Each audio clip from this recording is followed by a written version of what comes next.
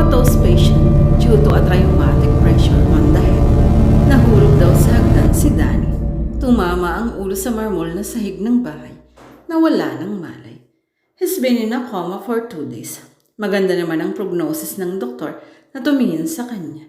If you'll read his chart, maraming positive findings ang doktor na irrelevant ng banggitin pa dito.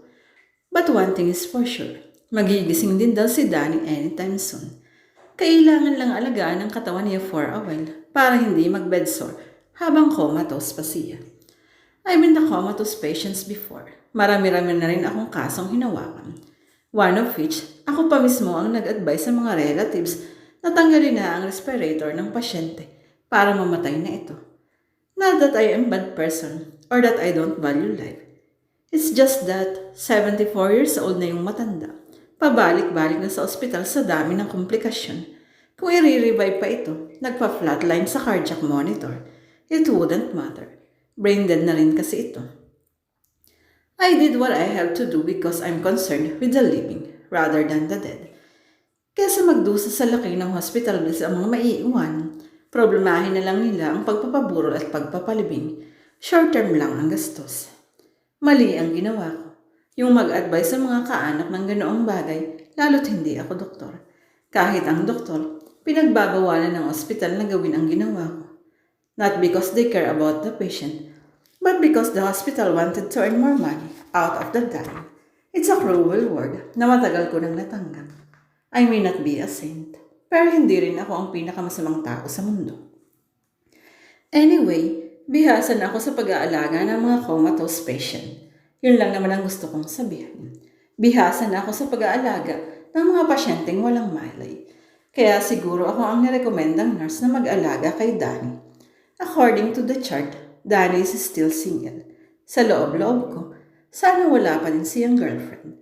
Looking at him while lying on that bed, makes me wonder kung bakit at his age, wala pa siyang asawa na tulad ko. Could it be na ako lang talaga ang hinihintay niyang babae na dumating sa buhay niya? Maybe we're soulmates. Destiny. Kinilig ako ng bahagya as I touch his face with my bare hands. Maamo ang kanyang mukha. Para siyang anghel. Maputi siya. Kulot ang buhok na itim. I couldn't see his eyes dahil nakapikit siya. Pero mahaba ang kanyang pilik. Matangos ang ilong at manipis ang mga labing mamula-mula. Which reminded me of that one information in his church na nabasa ko. Hindi siya smoker. I don't smoke either. What coincidence? Maganda rin ang pangangatawan niya. I suspect alaga ng pag-gym iyon. May katangkalan din siya. Mga 5'9" kung hindi ako nagkakamali. 5'5" ako. Bagay na bagay kami. I laugh at the thought. Never ko nang naranasan na magka-crush uli sa isang lalaki since high school. Ngayon na lang uli. Ang nakakatawa, walang malay ang lalaking pinag-iinteresan ko. Worst, he's my patient. Kung luka-luka akong nurse, I could have taken advantage of the opportunity. Pero hindi ako ganun. Mataas ang pagkilala ko sa aking profesyon kahit bored na bored ako sa aking trabaho. I checked Danny's vitals. Okay naman yun.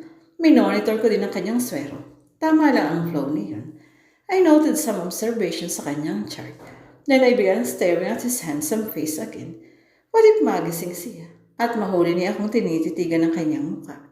Will he talk to me? Ask my name? Nagustuhan din kaya niya ako.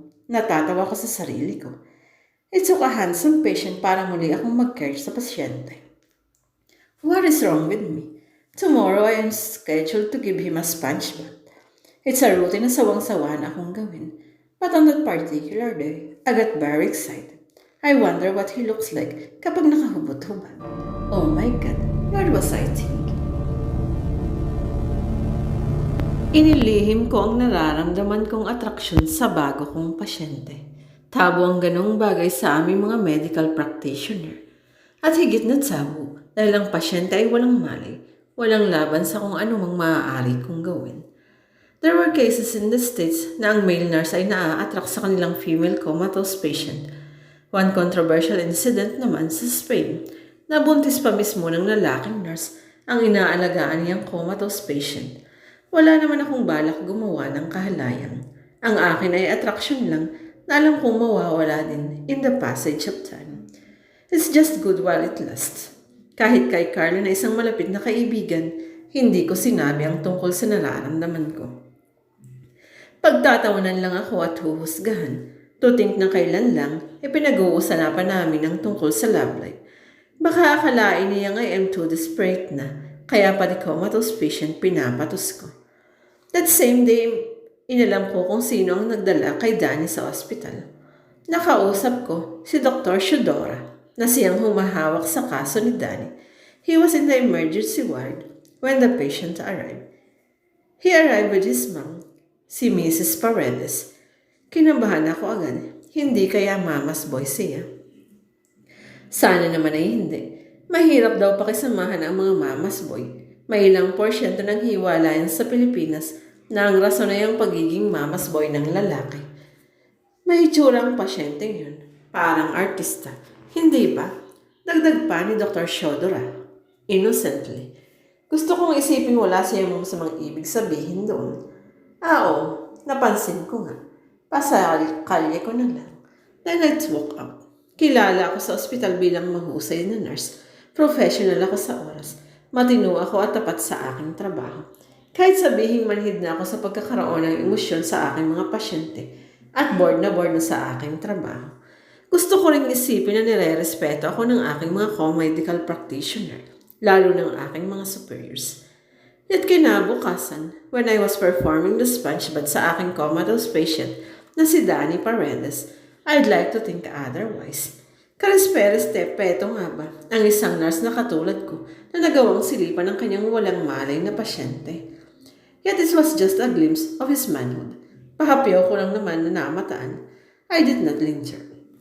Besides, inevitable naman talagang makitaan ko si Danny dahil nurse niya ako and have to do what I have to do. Pinunasan ko ang buo niyang katawan. Itinaligilid ko siya ng higa to let his blood flow sa kanyang likuran. Naging maingat at maalaga ako sa kanya, as if I was washing my own body. Normally, kapag lalaki ang pasyente, may assistant ako sa paggawa ng sponge bath dahil mabigat itagayid mag-isa ang isang lalaking pasyente. Pero sa kaso ni Danny, mag-isa kong ginawa ang lahat. Kinaya ko, and my soul kept insisting dahil may iba nga akong motibo, though I refuse to believe that. Ang totoo, ayokong makita ng iba ang pamumula ng aking mukha habang pinupunasan ko ang malapad niyang dibdib, ang may muscle niyang mga braso, ang naglalakihang hita at binti. And finally, ang kanyang armas na bagamat hindi ko hinawakan, nasaling pa rin ng aking mga daliri while I was punching his lungs. Binihisan ko rin siyang mag-isa with a hospital gown. When everything finished, pinagmasdan ko ang nahihimbing niyang mukha. He seemed at peace. I wonder what he was thinking at the time. Ano nga kaya ang laman ngayon ng kanyang isipan? As I wondered, natukso akong pagmasdan ng kanyang kamay at hawakan iyon. Pinaglapat ko ang aming mga padlal, like two lovers holding hands. Then I closed my eyes and imagined myself walking hand in hand with him in the park. Gosh, this is silly. Pero at that time, I wasn't in my normal self, kaya siguro okay na. Then the most remarkable thing happened. It was nothing I expected. Gumalaw ang kanyang kamay at mahigpit na pinisilang sa akin. Nagulat ako. Napamulat ako sa disbelief. I thought nagising na siya from the coma. Pero nang masdan ko siya, wala pa rin malay. Himbing na natutulog. And yet lalong humigpit ang pagkakakabit niya sa kamay ko, as if he wanted to hurt me. I felt my hand went numb, habang hindi makadala ang supply ng dugo sa aking ugat dahil sa mahigpit niyang pagkakahawak. Hindi ko alam ang gagawin ko. I want to break free but I can't slip my hand from his grip. And then something happened again. It was as if an electrical charge has been unleashed from his hand patungo sa akin. Naginig ako as I felt the pricking sensation. Then the horror of it all came almost immediately. Parang isang malaking truck na bumundol sa aking isipan ang salisaring pangitain. Visions of things that had transpired. O marahil ay mangyayari pa lang. Hindi ko alam. Visions that gave me shivers. Para akong biglang binangungot ng nakadilat. Dahil ang mga visions at pangitain bumundol sa aking isipan ay parang mga eksena sa isang nakakapangilabot na pelikula. Dahil ayon sa pangitain nakita ko, someone is being murdered and the victim was a girl and she was only